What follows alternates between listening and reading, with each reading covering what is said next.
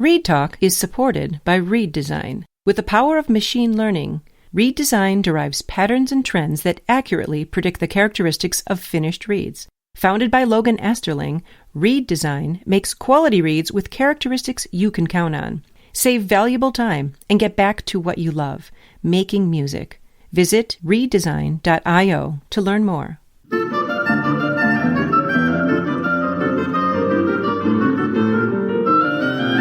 Welcome to Read Talk. I'm Courtney Miller. And I'm Margaret Marco. Joining us today to share his read-making insight and expertise is Peter Cooper, Principal Oboist of the Colorado Symphony and Professor of Oboe at the University of Colorado Boulder. Welcome, Peter Cooper.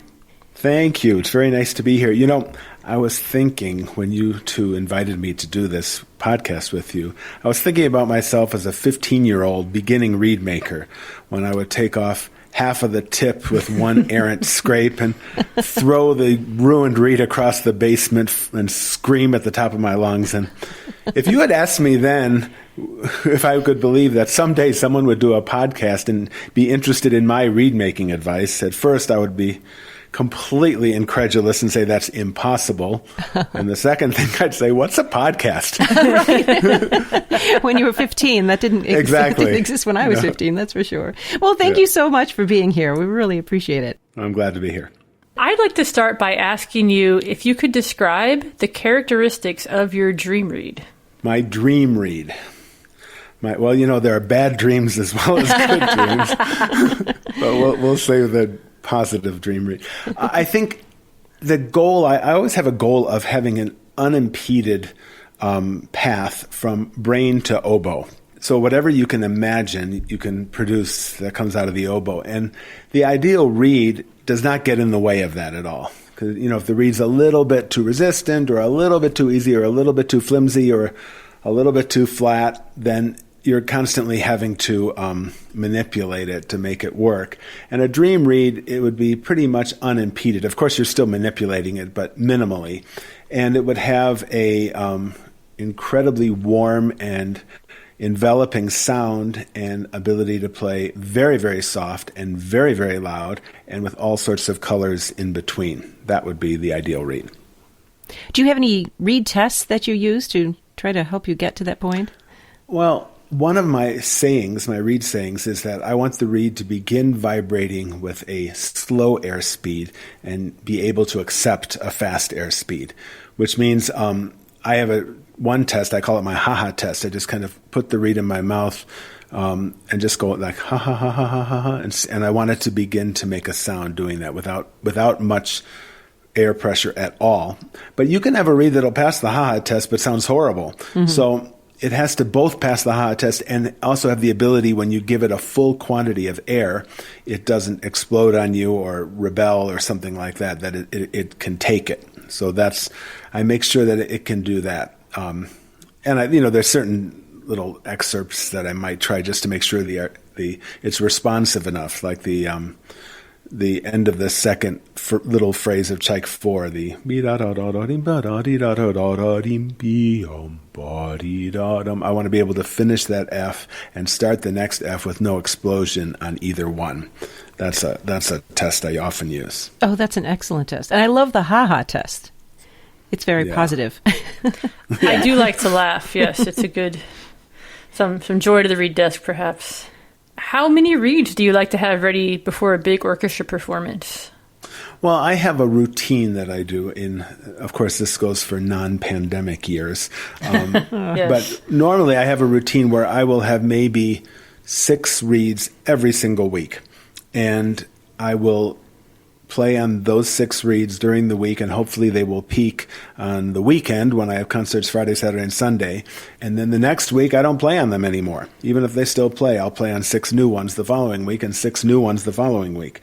So it's just my fear. If I play on last week's reeds this week, I'm afraid one day nothing will work at all. So I'm constantly have a new batch each week.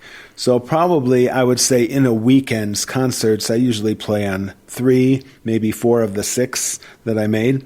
But that's my routine, and it seems to keep me out of trouble most of the time. Well, what do you do with all your other old reeds? What last week's reeds? I will keep last week's reads in my case for emergencies because I might be stubborn, but I'm not an idiot. And then I often give reads to freshman students, because often freshmen come without having too many read skills. And I don't give reads to the sophomores or older, just the freshmen. They are some lucky freshmen. They're appreciative. They don't take it for granted. But I want them to have something decent to play on while they're learning. You know, we're doing read-making instruction from the very beginning, from their first lesson, but I want them to have something decent to play on, even if they can't come up with anything on their own yet. Oh, yeah, that's vital. Do you spend time breaking in reads? Well, I break in reads, like I usually teach on Mondays, and so Mondays I try to play on one of my new reads in every lesson when I demonstrate. So I'll break them in on Monday, then maybe play them a little bit on Tuesday, and then Wednesday take them into the orchestra. So I'm breaking them in actually all week, and pretty much I'd say every time I play on them, I have to adjust them or clip them or take a little bit more off here or there, depending on how they change. And who are some of your read-making mentors? Well, my main read-making mentor was Gladys Elliott. She was my teacher in high school, and she was the principal oboist of the Lyric Opera and the Grant Park Symphony. And she was a fantastic reed maker, and she's pretty much gave me my reed-making foundation. But I'm a great believer that you can have little insights from all sorts of people, and I've gotten... dozens of people have given me little tips or suggestions or thoughts that intrigued me and got me thinking, well, maybe I can try this, maybe I can do that. So I have little bits of reed-making mentoring from dozens of people, but mainly from Gladys Elliott. Oh, she was wonderful. Actually, I studied with her one summer and just loved her.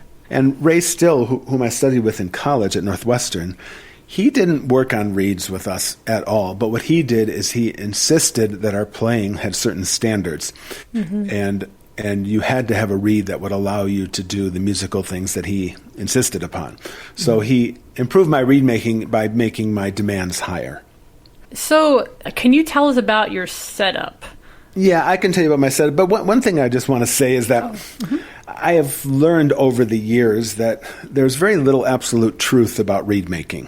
You know, everybody has different ideas and different ways of doing things and different priorities, and any one of them can be legitimate and successful. So I never say that my way is the best way or the right way or the only way, anything like that. I often say that the only absolute truth about reed making is that if you tie past the end of the tube, the reed doesn't play. And I haven't met anyone that said, no, I like to tie it past the end of the... But pretty much everything you'll find somebody will say, oh, no, that's wrong. But, okay, I have an RDG gouger that I've had for decades. I've bought a number of gougers to try to see if I can buy something else that worked, but I always ended up selling those and sticking with the RDG. I have a very old original Mac Pfeiffer tip, which I got in the 1980s, made by Pfeiffer himself, who's no longer alive. And John Mack told me, I never used that tip. But but nonetheless, it is a Mac tip. It's very similar in size to the RDG -1 tip. It's similar to that. Staples. I usually use the Stevens copies. That's worked best for me. I was reliant on Stevens staples for years, and then when Mr. Stevens passed away, I was kind of desperate and bought lots and lots of different kinds of staples, but I was delighted when they started coming out with copies of the Stevens staples. And I use 45 millimeter staples, which I know sounds a little extreme to some people, but it's because I'm usually fighting flatness as opposed to sharpness, and I find that the 45 millimeter staples, the reeds just sit up a little higher than in a 47 millimeter one. That makes sense. Yeah. So what's your finishing length? Well, the finishing length is the length where they're in tune. I usually tie them about 71, which is equivalent to 73 on a 47 millimeter tube. So about, and then I end up playing probably they're about 69 or 68, something like that. Yeah. Well, I remember you gave just a wonderfully insightful class to my students when you came to KU about reeds, and you have a sort of philosophical approach to reed making.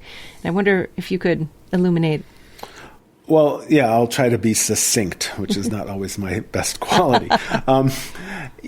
So I kind of divide the reed making process into everything up until the scraping phase and then the scraping phase afterwards. So everything up to the scraping phase, I try to be incredibly meticulous, scientific, and disciplined. So I'm very, very choosy what cane that I use, and I have all sorts of tests that I do on the cane before I will start scraping it. So the mentality basically is that I try to eliminate as many variables as possible. Of course, there's always a cane variable that you can't completely eliminate because cane is a natural product. Mm-hmm. But I try to eliminate all the variables and figure anytime I'm lazy or apathetic or distracted or whatever, then the odds of that reed working become less. Mm-hmm. So I try to improve my odds as much as possible by being really focused and tying very good blanks on very good cane. But then once you start scraping, the mentality changes from science to art. So I have basically two main goals when I'm scraping. One is to try to maximize the potential of each piece of cane. And I do that by getting the entire reed vibrating right away. Of course, I make the tip thinnest and the heart is thickest, but I scrape all the tip and the heart and the back together from the very beginning and try to get the entire reed to vibrate, because only when I get the whole reed to vibrate do I kind of have a sense of what this piece of cane is doing. And once the cane is vibrating, then I customize the scrape for that individual piece of cane. That's why I absolutely do not believe in scraping measurements, because if you have scraping measurements, you're choosing some arbitrary number that doesn't take into account what this individual piece of cane might need to maximize its potential. And of course, the reed making scraping is guided mostly by the musical vision. Mm-hmm. So I have a certain kind of sound I want to produce, a certain dynamic range, a certain color range, a certain ability to articulate. I need it to be in tune. So the scraping is absolutely guided by the musical vision. And it's not guided by a sheet that has the tip should be this long or this thin. Because to me, that doesn't really make any sense. Mm-hmm. It makes sense if you're starting out and you really don't know what you're doing at all and you need some kind of guideline.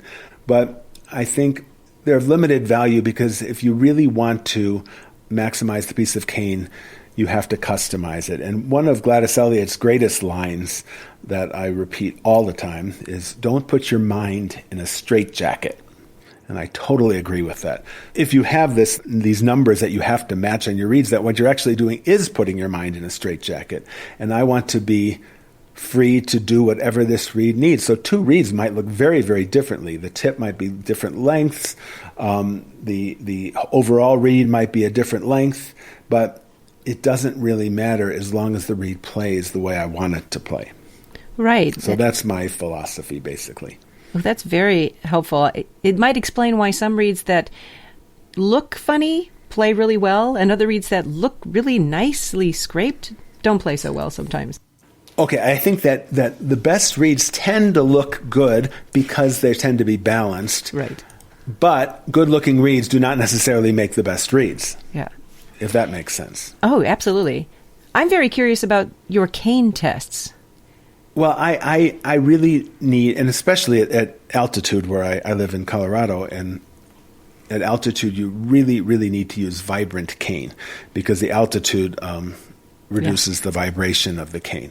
So in order to find vibrant cane, you need to have hard cane. Now, it's possible to have cane that's too hard. That's certainly possible, but I think there's 1,000 pieces that are too soft for every one that's too hard. So some of the tests are just tests of hardness. For example, after I split the piece and measure it, make sure it's the measurement I'm looking for, I try to see if I can twist the piece of cane. And I don't want it to be able to twist it at all. If I can twist the cane at all after I split it, I will not use it. And when I plane the cane flat, I want the cane to be resistant in the planer. If it goes through the planer too easily, that's also a bad sign for me, because the resisting the planing is also a sign of strength. I want the inside of the cane to be very smooth with very tight grains. I don't like it the tight grained smooth cane tends to be more vibrant than a really grainy, pithy looking inside. And